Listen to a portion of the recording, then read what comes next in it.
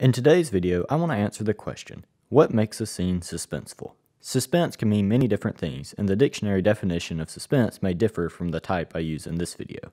I debated as to whether to call this video how to create tension, how to create an intense scene, or how to stress the audience. This is not the suspense found in horror. The suspense in horror is the fear of the unknown, like in Jaws, Alien, or A Quiet Place. But this type of suspense is the fear of how or when a known outcome will happen. In his book story, Robert McKee gives this definition of suspense. The audience and the characters know the same information. Suspense can be in any scene, but for this video, we're going to look at how to make an action scene suspenseful. We understand suspense when we see it, but what makes a scene suspenseful? What does First Man, Back to the Future, and Jurassic Park: The Lost World all have in common? These are all films that have had me on the edge of my seat, wondering how the scene will end up. Even on a second viewing, they're still intense. So let's take a look at these three films to see what element they each have that makes the film suspenseful. Near the end of First Man, Neil Armstrong and Buzz Aldrin are trying to land the Eagle on the moon. They are running low on fuel when they realize their original landing spot is covered by giant boulders. They can't land there, and there's a giant crater in between their next landing spot. This entire sequence, from the moment the alarms go off to when they officially land on the ground and have their initial reaction, is 100 cuts. The cuts are quick and fast. Most of the scenes are built using close-ups. Close-ups on faces, on inserts of the fuel, on certain gear, on alarms blaring. The scene is built by Damien Chazelle to give you a sense of what it's like to be inside a lunar lander. There's shakiness, loud noises, and an intense environment. The music in this scene is majestic.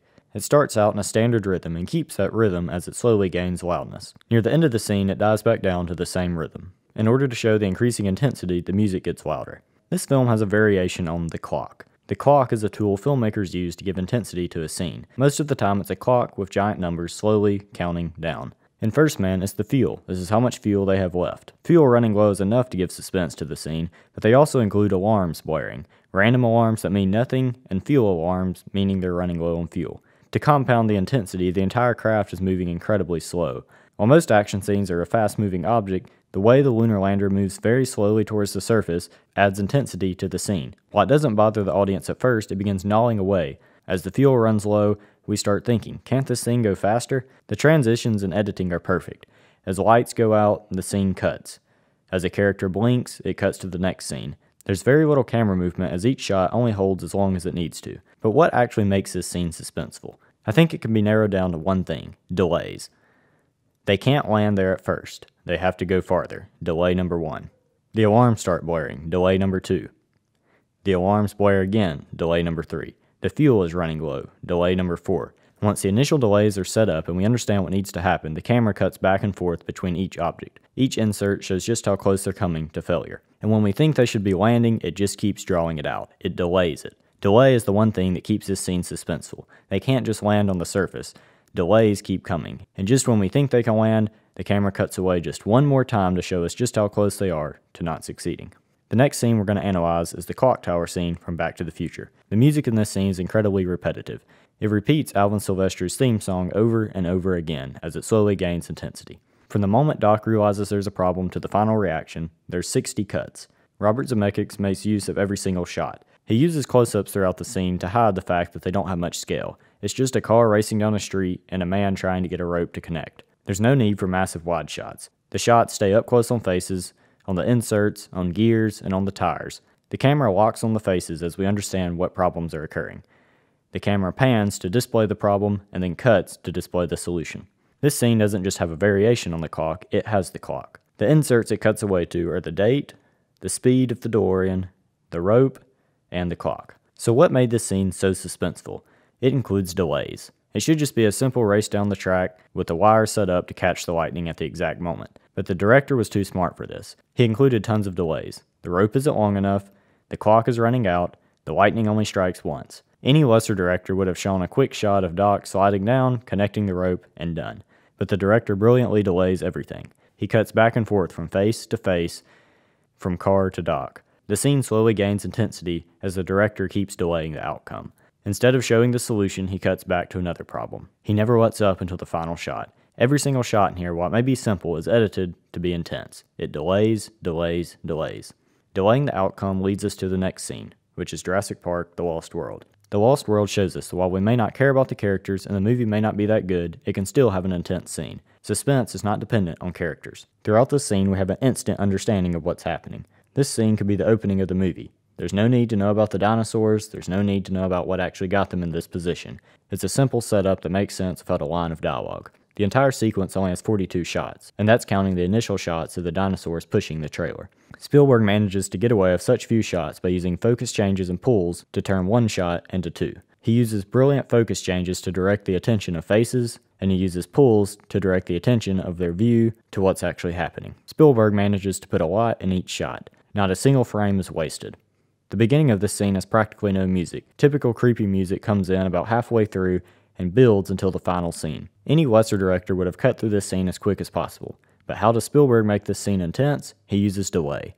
Instead of cutting straight to another shot or cutting straight to the next reaction, he lets it hang just 1 second longer. All we need is a quick shot of the phone to know what's happening, but Spielberg manages to hang on it just a couple seconds longer. All we need to see is some glass cracking, but Spielberg hangs on it just a little bit longer. By delaying the inevitable outcome, Spielberg manages to build suspense. Each of these scenes have been built up. The stakes couldn't be higher. Except for the Lost World scene, these couldn't just happen at the beginning. We understand the stakes. In First Man, we understand just how hard it is to get into space, how many people have died getting up there, and how many problems can happen. There's no way to be refueled, and if they crash, they're stuck on the moon.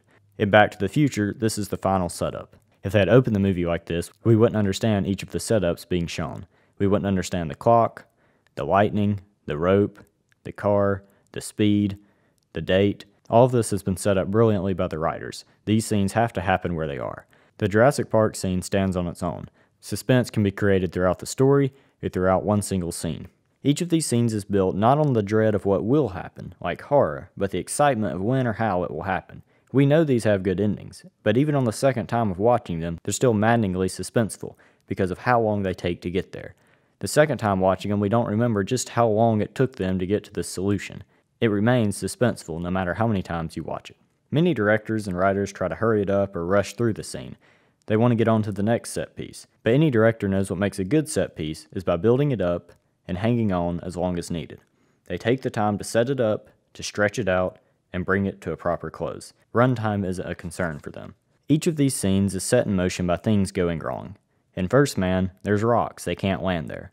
In Back to the Future, the rope gets caught. And in Jurassic Park, they're being pushed over a cliff by dinosaurs. In Jurassic Park, they even act like they're going to make a run for it. And that's what makes the actual scene so suspenseful, because we think they're actually going to get out of here. They even make a plan to get to the woods and where they're going to meet up. Then they delay the inevitable outcome. They don't get straight to the ending, they keep delaying it. By shots, by sentences, by lines, by moments. Everything is delayed.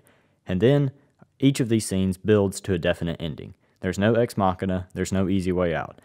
They come to the conclusion that we expected. Marty goes back in time, the eagle has landed, and they save the lady. Each of these are impossible situations built up on incredible stakes, and even though we may know the ending, they're still incredibly suspenseful. The final moment is relief. We feel relieved because we have something to be relieved of. Nothing comes easy for these characters. A lesser scene, like the one from Ant-Man and the Wasp where Scott has to go into the school, make it too easy. They just go inside and get what they need. They may run into a few obstacles, but they get by those really easily. It's not built up and it's not delayed. And Ant-Man also has another problem, which brings us to my next point, which is, there's no comedy to relieve the tension in these scenes. If you look for it, you won't find it. These directors know that suspense is to build tension. Comedy is all about releasing the tension.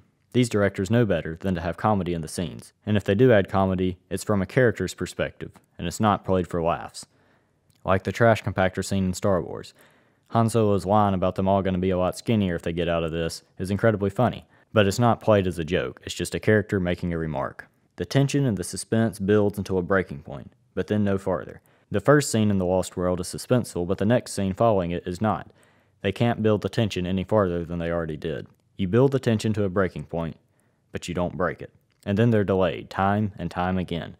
Inserts delay them, problems delay them, and shots keep holding longer than they have to delay the inevitable outcome. And so we can finally say, suspense is created by delaying the outcome.